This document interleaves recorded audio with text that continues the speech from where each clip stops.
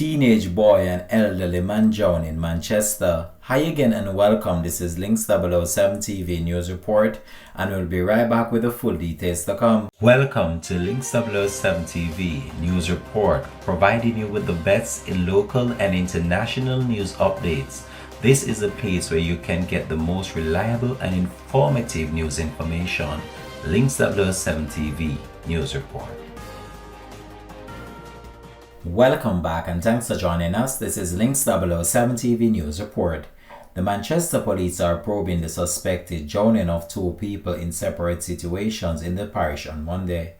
The police have identified the victims as 76-year-old Edwin Ellis of Minor District, Manchester, and 17-year-old Orlando Sigri, a student of Troy High School in Trelawney and a resident of Craighead, Manchester. Sigri was reportedly swimming in the river in Craighead about 2 p.m. when he got into difficulty and drowned. Meanwhile, Ellis' body was observed at around 11:08 a.m. floated in a pond in Dykeshill District, Spaldings. The Christiana and Spalding police are investigating the matters. This has been Links 007 TV News Report. Thanks for watching.